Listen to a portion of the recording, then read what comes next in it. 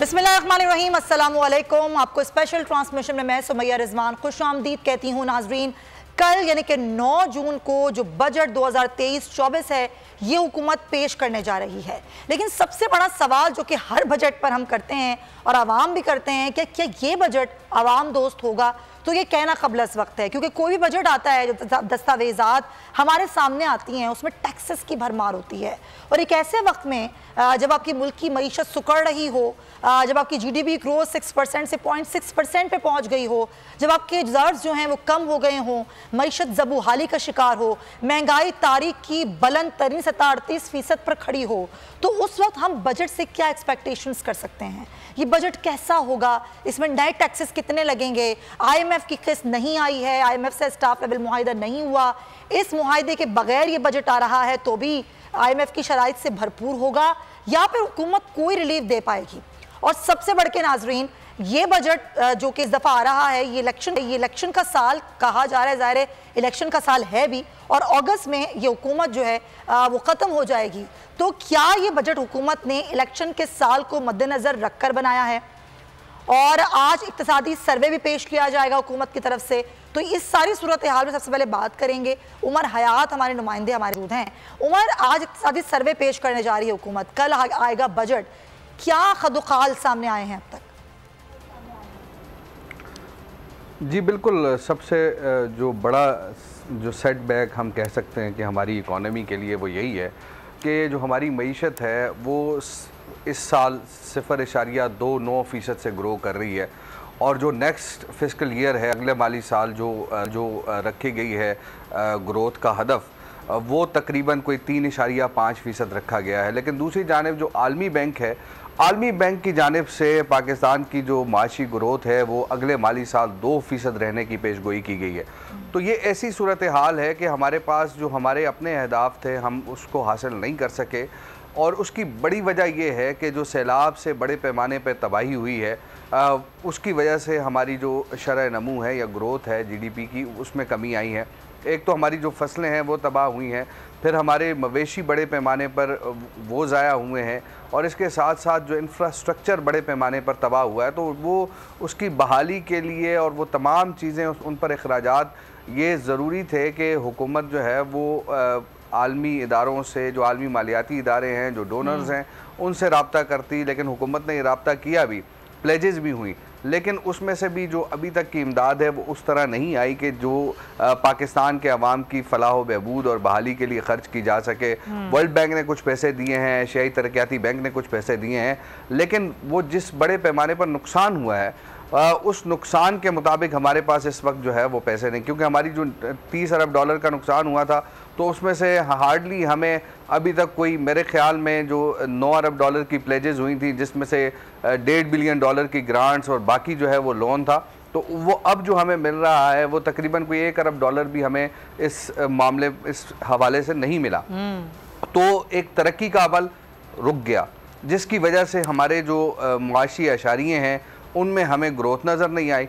और अब जब हम देख रहे हैं कि ये साल ख़त्म होने वाला है, 30 जून को ये साल ख़त्म हो जाएगा, तो इस 30 जून को ख़त्म होने वाले साल में हमारी ना तो हम अपने रेमिटेंसेस का टारगेट जो है वो हासिल कर सके हैं, ना हम अपनी एक्सपोर्ट्स का टारगेट हासिल कर सके हैं, ना हम FBR रेवेन्यू का जो टारगेट है वो हासिल कर सके हैं, ना हम नॉन टैक्स रेवेन्यू का टारगेट हासिल कर सके हैं, और ना इसके साथ साथ हम जो हमारे अहम अहदाफ थे, ख़ास तौर पर फसलों के हवाले से हमने इस दफ़ा कहा कि गंदम की बम्पर क्रॉप हुई है, लेकिन वो गंदम की बम्पर क्रॉप भी जो है वो हदफ से अभी वज़ीर आज़म इंटरव्यू देते हुए उमर यही बात कर रहे थे। अभी तुर्क अखबार को उन्होंने इंटरव्यू दिया, उन्होंने यही बात की है कि इस दफ़ा बम्पर क्रॉप्स हुई हैं। ये जवाब और ये एक स्टेटमेंट जो है ये हम हर जगह देते हुए नजर तो आते हैं, लेकिन जब हमारी अपनी आवाम को देने की बात आती है तो हमारे पास कुछ भी नहीं होता।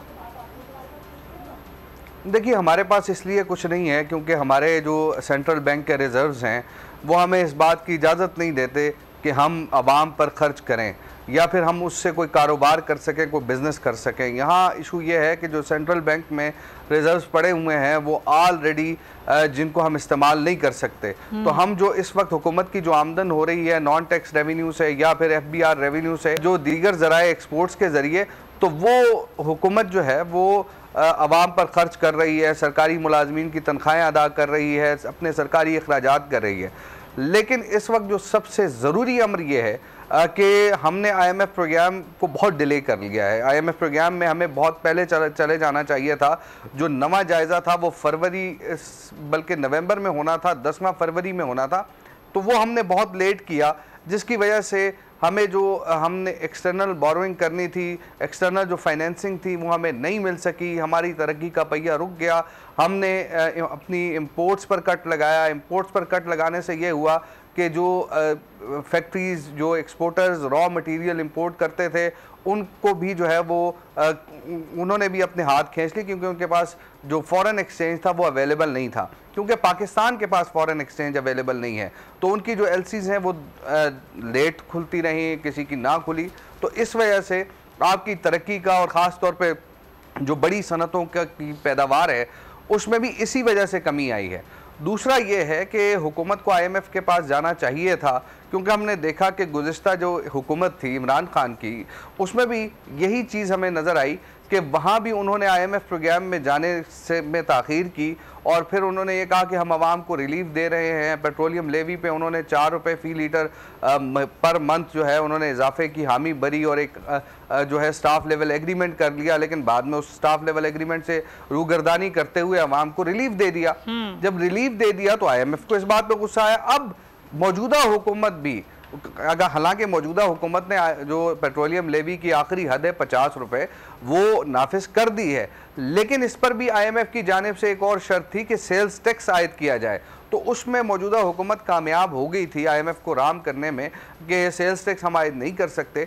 लेकिन अब जो चीज़ है कि IMF का प्रोग्राम ना होना, और फिर जब हम ये 30 जून को एक्सपायर हो जाएगा, फिर हम नए प्रोग्राम में जब उसके लिए अप्लाई करेंगे तो फिर मज़ीद सख्त शराइत का सामना हमें करना पड़ेगा। IMF ये कह रहा है कि जो बजट है 9 जून को पेश होगा, उसके बाद हम उस बजट का जायज़ा लेंगे, और उस बजट का जायज़ा लेने के बाद जहाँ जहाँ हमें लगेगा कि ये अहदाफ आपने दुरुस्त नहीं रखे, इन अहदाफ को ज़्यादा होना चाहिए। पिछली दफ़ा भी ऐसा ही हुआ था, अब भी ऐसा ही होगा, क्योंकि पिछली दफ़ा भी हमने देखा कि 28 जून को SLA हुआ था। बजट के बाद जब हमने IMF की शराइत मान के हम आखिरी वक्त तक बजट में तरामीम करते रहे, और इस दफ़ा भी यही होगा, क्योंकि इस वक्त हमारी एक फाइनेंशियल नीड है, हमें एक्सटर्नल फाइनेंसिंग चाहिए। एक्सटर्नल फाइनेंसिंग हमें तभी मिलेगी कि जब हम IMF प्रोग्राम में होंगे। हमें सऊदी अरब भी पैसे देगा, हमें चीन भी पैसे देगा, हमें पेरिस क्लब से भी पैसे आएंगे, G20 भी हमें पैसे देगा, हमें दीगर जो इंटरनेशनल फाइनेंशियल इंस्टीट्यूशंस हैं वो भी हमें पैसे देंगे। अब हमें रियलिस्टिक एदाद व शुमार जो है वो सामने लाने की ज़रूरत है कि हमने बजट किस तरह बनाना है, हमने अपनी फाइनेंशियल नीड को कैसे पूरा करना है। तो उसके लिए हमें रियलिस्टिक अप्रोच अपनानी है। लेकिन जो ग्राउंड रियलिटीज़ होती हैं वो बिल्कुल डिफरेंट होती हैं। वो जिस तरीके से अप्लाई होती हैं एक आम आदमी पर जो ऑलरेडी टैक्स पे कर रहा है, लेकिन जो नॉन टैक्सेबल लोग हैं उनको टैक्स नेट में लाने के लिए हुकूमत की पॉलिसीज हमें उस तरह लॉन्ग टर्म नजर नहीं आती। बजट 2023, वादों से इरादों तक का सफर, और इससे जुड़ी अवाम की नई उम्मीदें। सरकारी मुलाजिम, मजदूर या हो कारोबारी, टिकटिकी बांधे सबकी नजर है इस साल के बजट पर। क्या हो पाएगी बचत, मिलेगा रिलीफ?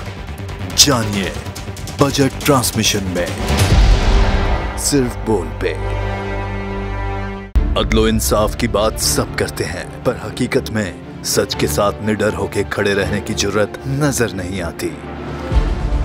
बोल ने तश्कील दी 10 कोर्ट रिपोर्टर्स की टीम, जो केस की बेस तक जा पहुंचे। पैनल पे सफ़े अव्वल के legal experts, court round up, Neelam Arshad के साथ, सिर्फ बोल पे। सब्सक्राइब करें और बेल दबाएं ताकि कोई खबर रह न जाए।